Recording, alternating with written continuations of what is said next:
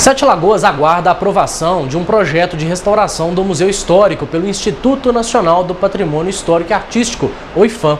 Marco da cidade, o museu preserva as origens do município. Corria o ano de 1711. A casa colonial de estilo português tornou-se propriedade do bandeirante João Leite da Silva Ortiz.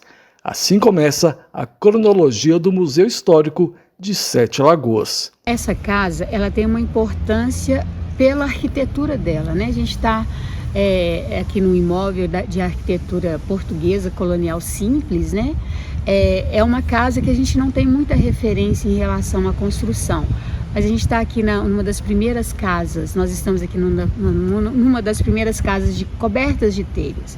Isso é muito importante, né, para a arquitetura, porque eram casas simples anteriormente e já começam a aparecer as casas mais imponentes. E a casa do museu, né, é uma das primeiras mais imponentes na cidade. Na região havia muitas fazendas. Casas como a do museu, não. Eram mais simples. Até a localização do imóvel era estratégica, explica a historiadora Shirley Fonseca. Aqui nessa área, nós estamos com os principais prédios, né, que remetem à história da cidade de Sete Lagoas. A Casa do Museu, que infelizmente a gente não tem muitos documentos que nos comprovem quem de fato foi o construtor dessa casa. Algumas pessoas confundem a construção dela com a concessão das Sesmarias a João Leite da Silva Ortiz em 1711. Depois, algumas pessoas dizem que ela foi passada para Antônio Pinto de Magalhães, mas é a concessão das Sesmarias de Sete Lagoas que é passada para Antônio Pinto de Magalhães. Aí essa questão da construção, quem foram os primeiros moradores dela, ela se perde, sabe? Ela vai se perdendo. E a gente não tem essa documentação que comprove. E aqui esse núcleo histórico, a gente está na catedral, né?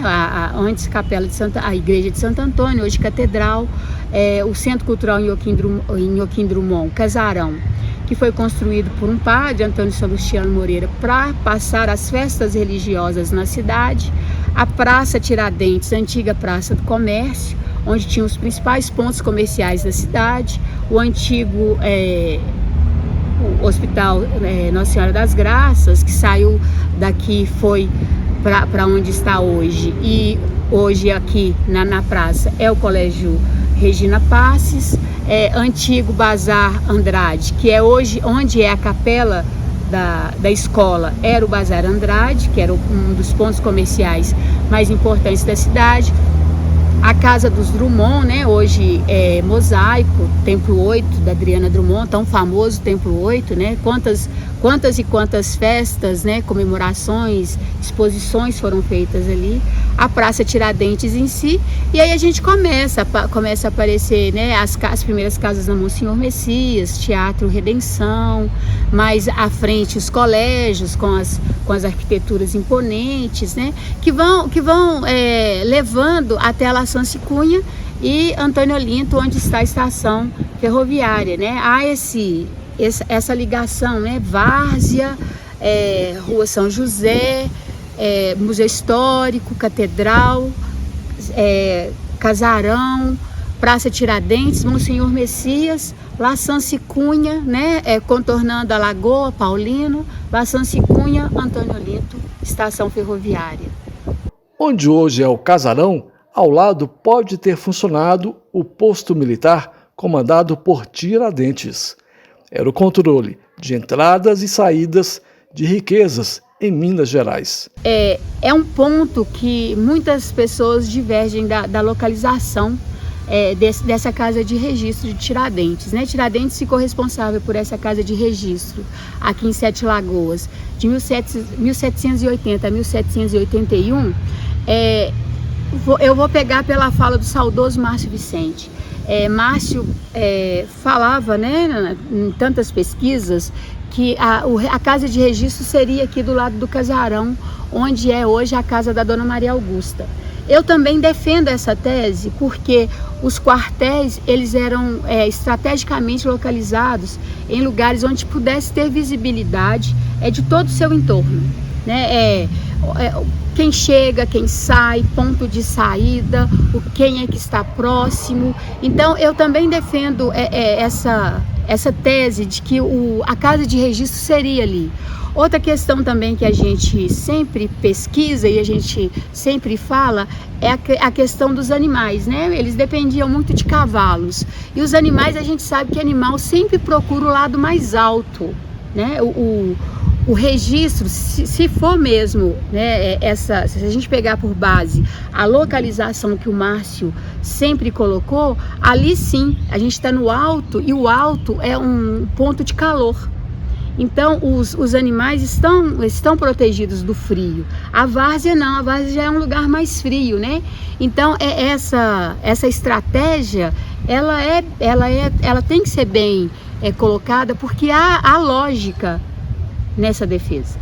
Mas, no decorrer do tempo, o museu quase foi às ruínas.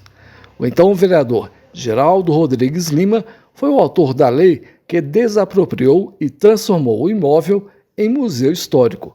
O prefeito Afrânio de Avelar Marques Ferreira executou a obra e preservou a memória. Essa questão do museu de transformar a casa, né, que era conhecida pelos mais antigos, Fazenda das Sete Lagoas, Venda Velha, essa questão ela é uma ideia de Geraldo Rodrigues Lima, né, que era um vereador, que leva esse projeto, que é aprovado e abraçado por Dr. Afrânio Avelar.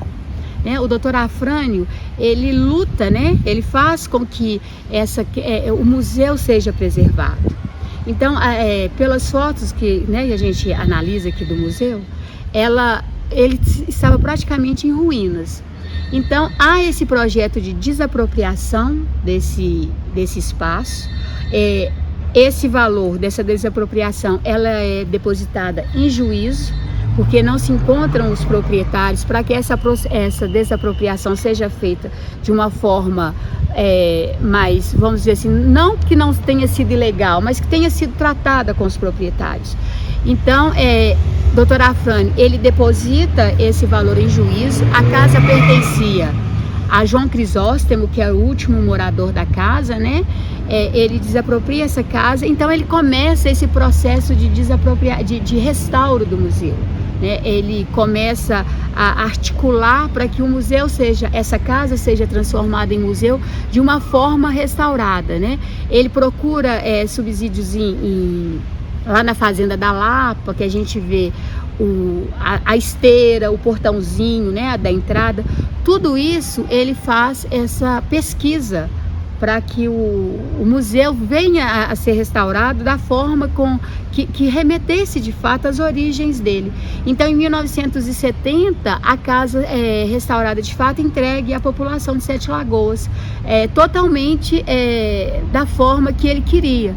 Ele começa a procurar objetos para que seja colocado em exposição em antiquários. Ele faz um pedido à população para que seja doada peças para que ele construa esse acervo do museu. Então, desde 1970, ele está aberto como museu histórico, né? Ela é uma casa extremamente importante, reconhecida nacionalmente, né? Ela foi tombada pelo IPHAN em 1968. Ela está sob a administração do município, mas reconhecida nacionalmente pelo IPHAN como bem nacional.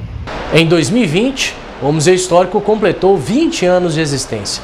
Antes, como fazenda, foi uma das primeiras propriedades particulares de Sete Lagoas.